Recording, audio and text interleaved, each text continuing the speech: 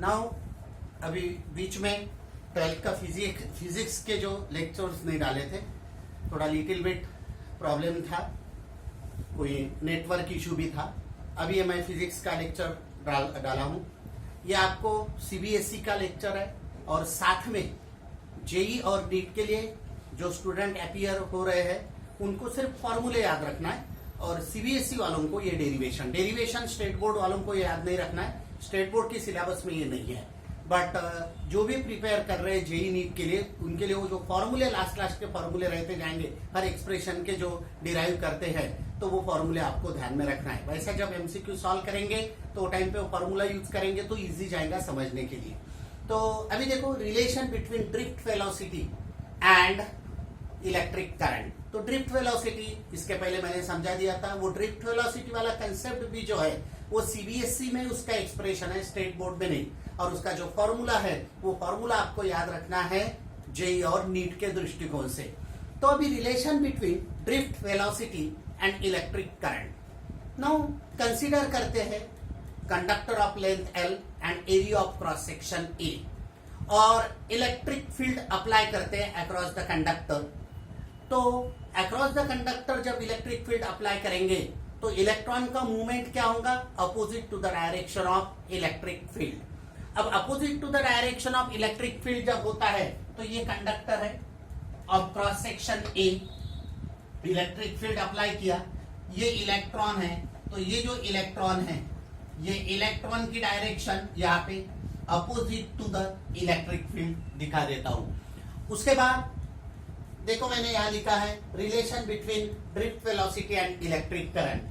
Consider a conductor of length L, area of cross section A, let N be the number of free electrons per unit volume. Number of electrons per unit volume तो उसको बोला जाता है electron density. Density जब भी आता है तो अपॉन वॉल्यूम आता है, आपको मालूम है, mass upon volume general term density define करते हैं। तो यहाँ इलेक्ट्रॉन डेंसिटी कैसा बोला मैंने? Number of electrons per unit volume मैंने एन से डिनोट किया, इलेक्ट्रॉन डेंसिटी। तो then number of free electrons in a conductor क्या हो जाएगा? Number of electrons in a conductor जो होगा वो इलेक्ट्रॉन डेंसिटी, मतलब number of electrons per unit volume multiplied by volume. तो देखो एन इंटू वॉल्यूम, काय का volume? Volume of the conductor. तो नेचुरली क्या होने वाला है? ये N A into L. N तो आपको मालूम होगा electron density, number of electrons per unit volume, A यानी area of cross section of the conductor, और एल यानी लेंथ, और आपको मालूम है area of cross section multiplied by length, ये वॉल्यूम होता है। तो naturally number of electrons, free electrons in a conductor क्या हो जाएगा? N into volume of the conductor, N into L, area of cross section multiplied by length of the conductor, ये होगा उसका वॉल्यूम। अब suppose E is the charge on electron. बहुत बार मन में ये आता है कि चार्ज ऑन इलेक्ट्रॉन तो माइनस E डिनोट करते, फिर सर ने E क्यों लिखा? तो डेरिवेशन में magnitude of charge, drift velocity भी जो निगेटिव आया था तो उसने मैग्नीट्यूड ऑफ वेलोसिटी प्लस ये किया था। फाइनली वो मैग्नीट्यूड फॉर्मूले जो मैग्नीट्यूड में लिखते हैं न्यूमेरिकल्स के दृष्टिकोण से ध्यान रखना पड़ता है। तो यहाँ मैंने लिखा let E be the charge on electron, minus E नहीं लिखा, मतलब मैग्नीट्यूड ऑफ चार्ज है। तो टोटल नंबर ऑफ, ये देखो total charge on free electrons क्या हो जाएगा? N multiplied by A L, N A L. N A L क्या होगा? Number of free electron multiplied by charge. तो ये total charge on free electrons N A L E. इसके आगे का डेरिवेशन मैं यहां से और स्टार्ट करता हूं। नाउ उसके बाद वो जो इक्वेशन है उसको इक्वेशन 1 कॉल कर देना। कौन सा? Total charge on free electrons is equal to जो आया था एन ए एल ई। इसके पहले का equation total charge on free electrons is equal to N A L E, call it as equation number 1। अभी आपको यदि ये अब मैं मिटाने जा रहा हूं, अभी मुझे टाइम निकालना है to cross the area of cross section, मतलब जो भी इलेक्ट्रॉन्स है, total number of electrons to cross the area of cross section, उसका टाइम निकालना है। तो आपको मालूम है टाइम कैसा निकालते हैं? तो टाइम डिस्टेंस अपॉन स्पीड, जैसा speed is distance travelled per unit time, तो टाइम निकालना है तो डिस्टेंस अपॉन स्पीड। तो देखो time taken by the free electrons to cross the length of the conductor, तो small T is equal to distance कितना है एल, और टाइम स्पीड कौन सा लेने वाले वीडी, ड्रिफ्ट वेलोसिटी। तो देखो is time taken by the free electron to cross the length of the conductor is given by T is equal to L by VD. ये वीडी क्या है, वीडी है ड्रिफ्ट वेलोसिटी। अब electric current क्या होता है, flow of charge per unit time. Relation किसका निकालना है आपको, करंट और ड्रिफ्ट वेलोसिटी का। तो यहाँ पे मैंने टाइम निकाला, electric current flow of charge per unit time, तो electric current in a conductor is given by I is equal to Q by T. तो देखो where Vd is drift velocity, current flowing through the conductor is given by I is equal to Q by T. तो आपके पास total charge आया था NaLe equation number 1 में, और time जो है ये टाइम है स्मॉल l अपॉन Vd। तो ये देखो मैंने Q के जगह पे NaLe पुट किया और स्मॉल t के जगह पे मैंने पुट किया L बाई Vd, और ये जो लेंथ ऑफ द कंडक्टर है न्यूमरेटर डिनोमिनेटर में कैंसिल हो गया और ये Vd ऊपर चले गया, तो I is equal to VDENA। This formula is very very important, JEE और नीट के दृष्टिकोण से फॉर्मूला बहुत इंपॉर्टेंट है, और जो भी स्टेट बोर्ड के स्टूडेंट्स हैं उनको ये फॉर्मूले याद रखना है, डेरिवेशन नहीं। ये डेरिवेशन मैं सीबीएसई वालों के लिए ले रहा हूं। मैंने करंट इलेक्ट्रिसिटी कंबाइन चैप्टर ही पढ़ा रहा हूं, लेकिन आपको बताया मैंने कि स्टेट बोर्ड के लिए क्या करना है और सीबीएसई के लिए क्या करना है, एक्सप्रेशंस। लेकिन फॉर्मूले जो है, फॉर्मूले जो भी जेई नीट देने वाले उनको फॉर्मूले याद रखना है, सीईटी के लिए फॉर्मूले की आवश्यकता नहीं है, तो और स्टेट बोर्ड के लिए नहीं, बट जेई नीट के लिए सिर्फ फॉर्मूले याद रखना है। एक्सप्रेशन एक बार समझ लिया तो कोई बुराई नहीं है। तो ये जो एक्सप्रेशन है फाइनल आई का, मतलब आई और ड्रिफ्ट वेलोसिटी का रिलेशन बोलते हैं उसको, तो ये VDENA। अब या ध्यान रखने के दृष्टिकोण से जैसा मैंने बताया था, मैं बताऊंगा मैं आगे, सॉरी तुम्हारा वो पीरियड होने का है, बट कुछ कुछ फॉर्मूले ध्यान रखने के दृष्टिकोण से कैसा याद रखने का, what is the relation between current flowing through the conductor and drift velocity, VDENA। Veena D silent है और वीना, तो ऐसा जो है वीना मतलब याद रखने के दृष्टिकोण से इजी जाता है वीना। तो कैसा याद रखेंगे, what is the relation between current and drift velocity, Veena, उसमें डी साइलेंट है। हाँ, तो ये देखो वीना डी साइलेंट है, तो यानी याद रखने के दृष्टिकोण से इजी जाता है। तो this is the relation between current and drift velocity. But इसको और आगे एक फॉर्मूला बनता है, इतना रिलेशन लिखोगे तो पूरे मार्क्स नहीं मिलेंगे, but one formula is important. अब आगे आपको ड्रिफ्ट वेलोसिटी की वैल्यू पुट करना है, ये फॉर्मूला बार बार आएगा, न्यूमेरिकल सॉल्व करना पड़ेगा इसके ऊपर से।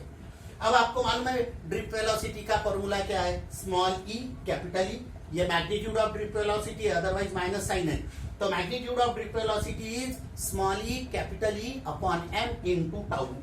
और ये जो टाउ जो होता है, ये मैंने टाउ एवरेज लिखा था, तो टाउ एवरेज को बड़े फॉर्मूले में सिर्फ टाउ लिखेंगे, बार बार AVG नहीं लिखेंगे। टाउ एवरेज यानी क्या, average relaxation time between two collisions of the electron, किसके साथ, कर्नल के साथ। कर्नल मतलब क्या, पॉजिटिव आयंस एटम का जो होता है उसको कर्नल बोला जाता है, KERNAL, मिलिट्री वाला कर्नल नहीं, वो कोलोनेल स्पेलिंग है उसका, COLONEL, या कर्नल बोलता हूं। कर्नल यानी पॉजिटिव आयंस, एक बार इलेक्ट्रॉन निकलने के बाद जो पॉजिटिव आयंस होते हैं उनको कर्नल बोला जाता है। तो कोलिजन होता है, आपको मालूम है इलेक्ट्रॉन जो स्टेट ऑफ रैंडम मोशन में होता है वो पॉजिटिव आयंस के साथ, वो एटम के साथ कोलाइड होते हैं। तो वो जो एक कोलिजन, दूसरा कोलिजन, तीसरा कोलिजन, और मैंने बताया था लेंथ जो होता है कोलिजन के बीच में, उसको लेंथ ऑफ फ्री पाथ बोला जाता है, लैम्बडा से डिनोट किया जाता है। और यहाँ पे जो हर बार कोलिजन होता है एटम के साथ, तो थोड़ा इलेक्ट्रॉन रिलैक्स होता है, फिर और जाता है, फिर और रिलैक्स होता है। तो एवरेज रिलैक्सेशन टाइम जो होता है वो टाउ होता है। हाँ, तो उसको मैंने टाउ एवरेज लिखा था मेन फॉर्मूले में, बट यहाँ मैं एवरेज नहीं लिखूंगा, आपको ध्यान रखना है। तो ये जो VD है, VD का फॉर्मूला अलग से हमेशा याद होना चाहिए कि ये तो करंट और इसका रिलेशन बताए, बट VD का फॉर्मूला हमेशा याद रखना है, small E capital E upon M into tau. अब इसमें हर एक जो टर्म है उसका आपको मीनिंग मालूम होना चाहिए। ई यानी charge on electron but magnitude of charge. What is E, electric field जो अप्लाई करते हैं वो, मैग्नीट्यूड ऑफ इलेक्ट्रिक फील्ड, क्योंकि वो भी वेक्टर क्वांटिटी है, वेक्टर साइन नहीं लिखा। स्मॉल m क्या है, मास ऑफ इलेक्ट्रॉन। टाउ क्या है, एवरेज रिलैक्सेशन टाइम है इलेक्ट्रॉन का जो कर्नल के साथ होता है।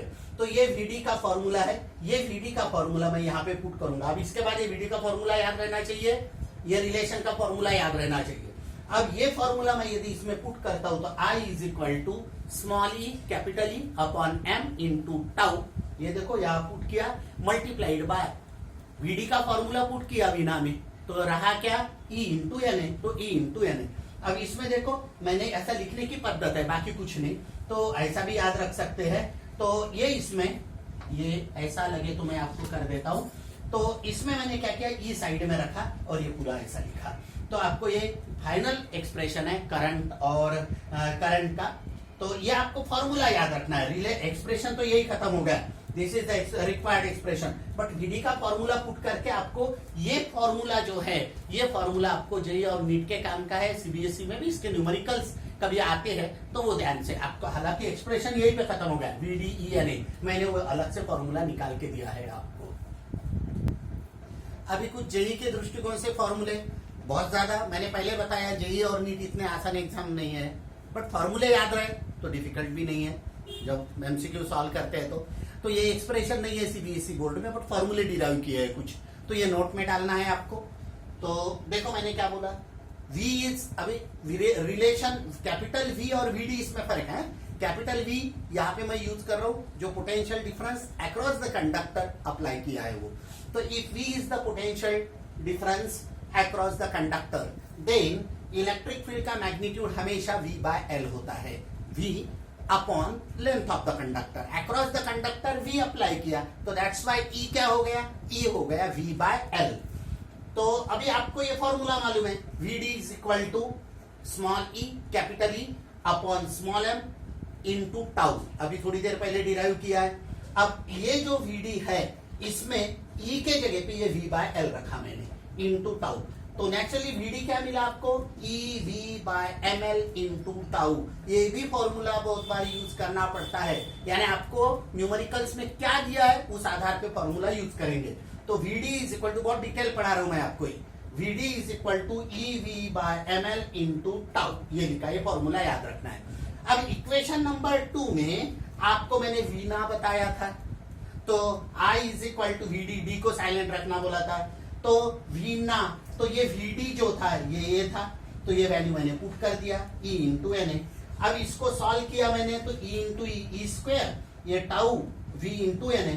अब इसमें से मैंने V की वैल्यू निकाला, तो बाकी ये सब न्यूमरेटर वाला डिनोमिनेटर में जाएगा, डिनोमिनेटर वाला न्यूमरेटर में जाएगा, इधर आएगा तो ये आ गया।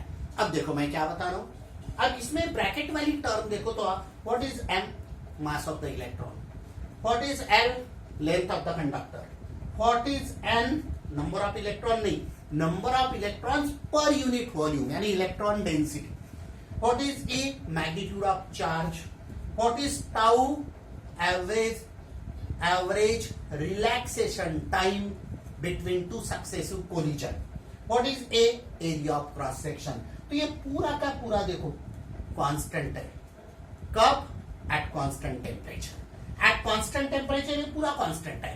तो naturally V is equal to constant into I at constant temperature, तो आपको क्या मिला, therefore at constant temperature, at constant temperature V is proportional to I, जिसको आप ओम्स लॉ बोलते हैं। ओम्स लॉ में at constant temperature V is proportional to I होता है। देखो मैंने इससे आपको ओम्स लॉ डिराइव करके दिया।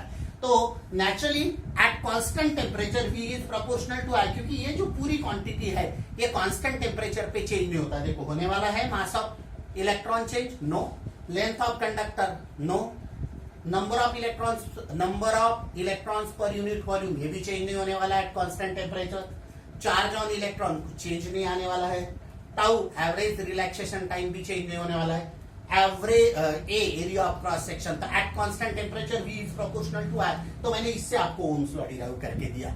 यदि टेम्परेचर कांस्टेंट नहीं रहा तो क्या हो जाएगा, तो टेम्परेचर कांस्टेंट नहीं रहा तो ओम्स लॉ वैलिड नहीं होगा। यहाँ पे उसका रीजन बताता हूँ। देखो टेम्परेचर कांस्टेंट नहीं रहा तो मास ऑफ इलेक्ट्रॉन में तो कोई असर नहीं पड़ने वाला है, लेंथ ऑफ कंडक्टर में कोई असर नहीं पड़ने वाला है। नंबर ऑफ इलेक्ट्रॉन्स पर वॉल्यूम, इसमें क्या होगा आप देखो, थर्मल वाइब्रेशंस बढ़ेगा इलेक्ट्रॉन के, इसमें थोड़ा असर पड़ सकता है। चार्ज ऑन इलेक्ट्रॉन पे कोई असर नहीं पड़ेगा। What about tau, average relaxation time, temperature बढ़ा रहे तो नेचुरली वाइब्रेशन फास्ट होगा, और यदि वाइब्रेशन फास्ट होगा तो रिलैक्सेशन टाइम क्या हो जाएगा, कम हो जाएगा, क्योंकि टेम्परेचर के साथ ये चेंज होने वाली क्वांटिटी है, ये और ये चेंज होने वाली क्वांटिटी है। एरिया ऑफ क्रॉस सेक्शन पे कोई असर नहीं पड़ेगा। क्यों? क्योंकि जितना ज्यादा टेम्परेचर देंगे उतना वाइब्रेशन बढ़ेगा, और वाइब्रेशन यदि बढ़ेगा तो रिलैक्सेशन टाइम पे असर पड़ने वाला है। इलेक्ट्रॉन को रिलैक्स करने के लिए समय नहीं मिलेगा। इसलिए ओम्स लॉ में जो आप बोलते हैं लोअर क्लासेस में, आपने सिर्फ क्या बोला था, so long as the physical state of the conductor remains the same, potential difference applied between the ends of the conductor is directly proportional to the current flowing through the conductor। तो वो time पे ये सब आपको मालूम ही नहीं था कुछ, बहुत डायरेक्ट पढ़ते हैं लोअर क्लासेस में, जैसा पाइथागोरस थ्योरम प्रूव किया 10th में, लेकिन अप्लाई किया था 5th क्लास में, वो टाइम पे अपने को मालूम भी नहीं था कि वो कैसा आया, बट याद कर लिया था। वैसा ही 10th में so long as the physical state of the conductor remains the same, potential difference applied between the ends of the conductor is directly proportional to the current flowing through the conductor। अब होता क्या है Q, तो Q का answer यहाँ पे मिल गया है आपको, तो because of this V is proportional to I। और वहां physical state of the conductor remains the same बोला था या कांस्टेंट बोला था, वो कौन सी physical state, temperature remains the same, क्योंकि टेम्परेचर सेम नहीं रहा तो अभी मैंने बताया क्या होगा। तो ये मैंने आपको, ये फॉर्मूला इंपॉर्टेंट है, याद रखना है, ये फॉर्मूला इंपॉर्टेंट याद रखना है, ये फॉर्मूला इंपॉर्टेंट याद रखना है, जो लोग जेई नीट देंगे। और बाकी सीबीएसई वालों को भी ये डिराइव करना नहीं आता है कि वह आपको यानी ड्रिफ्ट वेलोसिटी से ओम्स लॉ डिराइव करो, ये नहीं पूछेंगे। अब आगे छोटे से दो कंसेप्ट बताता हूं और उसके बाद ओम्स लॉ जो आप लोग पर, क्योंकि यहां मैंने ओम्स लॉ लाया, अब इससे आगे ओम्स लॉ से बढ़ेंगे। अब देखो स्टेट बोर्ड में ये सब नहीं है, बट जेई के लिए रेजिस्टेंस का कलर कोडिंग, ग्रुपिंग, थोड़ा सा डिटेल पढ़ना पड़ेगा, तो वो सब डिटेल पढ़ेंगे क्योंकि शॉर्टकट से नहीं चलेगा। एक बार डिटेल, और ऐसा समझ लो आपकी 3 लेक्चर थ्योरी के जाएंगे, और ये 3-4 लेक्चर थ्योरी के होने के बाद एमसीक्यू आपको इतने आसान जाने वाले हैं करंट इलेक्ट्रिसिटी के कि कोई टेंशन नहीं। अब ये एक्सप्रेशन अगेन सीबीएसई बोर्ड वालों के एक्सप्रेशन 2 मार्क के लिए पूछते हैं कभी कभी, इतना कोई इंपॉर्टेंट नहीं है बट पूछा हुआ है। तो इलेक्ट्रॉन मोबिलिटी क्या है, इलेक्ट्रॉन मोबिलिटी म्यू से डिनोट करते हैं, और ये जो है इट इज डिफाइंड एज, देखो आपको दिख रहा है ड्रिफ्ट वेलोसिटी और ई क्या होता है, मैग्नीट्यूड ऑफ इलेक्ट्रिक फील्ड। तो नेचुरली कैसा डिफाइन किया, ये रेशियो है, तो it is defined as the drift velocity acquired per unit strength of electric field. E यानी इलेक्ट्रिक फील्ड, तो per unit strength of electric field. पहला तो ये फॉर्मूला याद रखना है। ये छोटे छोटे फॉर्मूले कब काम में आ जाएंगे, पहले मैंने बताया जेई नीट के लिए फॉर्मूले की लिस्ट बनाओ, फॉर्मूले याद करो, ये बहुत इंपॉर्टेंट है। तो म्यू इज इक्वल टू, आप यदि कोई एमसीक्यू पूछे और उसमें फॉर्मूला याद नहीं रहा तो फिर मैं आपको बताऊंगा नहीं। तो mu is equal to VD upon E. अब आपको मालूम है वीडी का formula small E capital, VD के 2-3 फॉर्मूले डिराइव किए अपन ने, यहाँ पे यूज कर रहा हूं small E capital E upon M into tau average relaxation time. तो ये जो वीडी है यहाँ पे पुट किया, देखो ये पुट किया, मल्टीप्लाइड बाय ये टाउ, मैंने क्या किया, देखो वीडी का ये फॉर्मूला पुट किया पूरा इतना, और 1 अपॉन ई मैंने साइड में लिखा, तो ई गेट कैंसल्ड आउट, तो ये म्यू निकल गया। तो म्यू का एक ये फॉर्मूला इलेक्ट्रॉन मोबिलिटी का, दूसरा ये फॉर्मूला याद रखना है। उसके बाद equation 1 and 2 are the expressions for electron mobility. आपको सीबीएसई बोर्ड वालों को एक्सप्रेशन आया तो आपको इतना ही लिखना है, बस हो गया 2 मार्क के लिए। अब ये कुछ एडिशनल बता रहा हूं आपको, फॉर्मूले डिराइव करके दे रहा हूं जो काम के है entrance exam point of view. For electron mobility ये बताया are the expressions for electron mobility. Also current क्या है, वीना, VDENA, डी साइलेंट है समझ लो आप।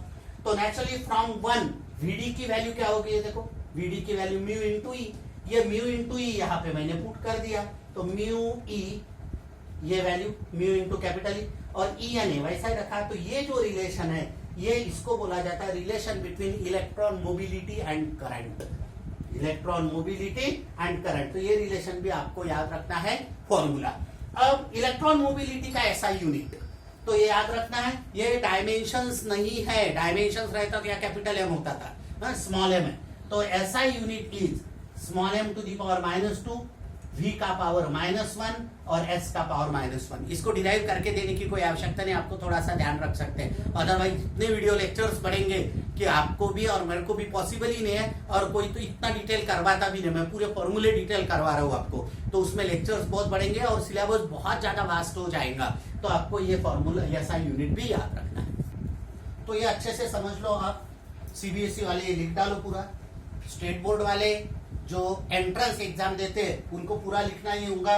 तो ये फॉर्मूला और ये रिलेशन वाला फॉर्मूला, ये फॉर्मूले की लिस्ट समझ लेते जाओ और फॉर्मूले की लिस्ट बनाते जाओ। तो मैं पूरा साइड में हो जाता हूँ, अच्छे से देख लो। अभी एक मैं छोटा साइड प्रॉब्लम लेने वाला हूँ आज के लेक्चर में। तो एक छोटा सा फॉर्मूला प्रॉब्लम लिया मैंने मोबिलिटी के ऊपर, इलेक्ट्रॉन मोबिलिटी के ऊपर। A potential difference of 5 volt is applied across a conductor of length 0.1 metre if drift velocity of electrons 2.5 into 10 to the power -4 meter per second, calculate the electron mobility। ये एक बार I think CBSE में पूछा था और एक entrance में भी पूछा था, कोई तो भी एक एंट्रेंस में पूछा हुआ प्रॉब्लम है। तो बहुत सिंपल है, V दिया है 5 वोल्ट, उसके बाद length of conductor 0.1 metre, VD दिया है 2.5 into 10 to the power -4 metre per second. जानबूझ के मैंने पहले लिख लिया सो दैट लिखने में समझाने में एक लेक्चर में बहुत ही कम पढ़ाना हो जाता है। तो मैं लिख के समझा देता हूँ आपको, तो थोड़ा सा कम समय में ज्यादा सिलेबस हो जाता है। तो V दिया है 5 volt, length of conductor 0.1 metre, आप देखो इसमें। उसके बाद ड्रिफ्ट वेलोसिटी दिया हुआ है, magnitude of drift velocity 2.5 into 10 to the power -4 metre per second. अब बात ऐसी है कि आपको निकालना है इलेक्ट्रॉन मोबिलिटी। मोबिलिटी जो है उसका फॉर्मूला निकालना, उसमें E का काम पड़ेगा आपको। तो electric field across the conductor हमेशा V/l होता है। V की वैल्यू पुट किया, l की वैल्यू पुट किया, पॉइंट हटाया, ऊपर 50 हो गया, ये पॉइंट के बाद एक डिजिट है, तो 50 वोल्ट पर मीटर। उसके बाद इलेक्ट्रॉन डेंसिटी का फॉर्मूला ना VD/E, तो VD के जगह पे VD की वैल्यू पुट किया और E के जगह पे E की वैल्यू पुट कर दिया। तो आपको ये फॉर्मूला, ये प्रॉब्लम आया, mu is equal to 5 into 10 to the power -6, और प्रॉब्लम नहीं आया, प्रॉब्लम का आंसर आया। हा? तो यहाँ पे म्यू यानी इलेक्ट्रॉन मोबिलिटी की फाइनल ये वैल्यू। तो आपको देखो सीबीएसई वालों को भी ये प्रॉब्लम ध्यान रखना है, और छोटे न्यूमेरिकल्स जो है ये आपको जेई नीट वालों को भी याद रखना है, बहुत इंपॉर्टेंट है जेई नीट के दृष्टिकोण से। तो आज देखो यहाँ पे पूरा थ्योरी पार्ट पूरा सीबीएसई का है, और फॉर्मूले प्लस छोटे न्यूमेरिकल्स ये पूरे जेई नीट के हैं। तो आपको बहुत डिटेल पढ़ा रहा हूं मैं, तो ये आपको अच्छे से समझना है, वीडियो पॉज करके ध्यान रखना है, और जेई नीट वालों को ये फॉर्मूले याद करना है। और इसके बाद इसको आपको क्या करना है, सब्सक्राइब करना है और लाइक करना है और बेल आइकन दबाना है, नहीं तो मैं वीडियो डालूंगा नहीं। मैं देख रहा हूं अभी कितने लोग लाइक्स कर रहे हैं, कितना ही, और इतना डिटेल पढ़ा रहा हूं, तो आपको ये लाइक करना भूलना नहीं है। तो आज का लेक्चर बहुत इंपॉर्टेंट था। अभी फटाफट मैं लेक्चर्स डालने वाला हूं।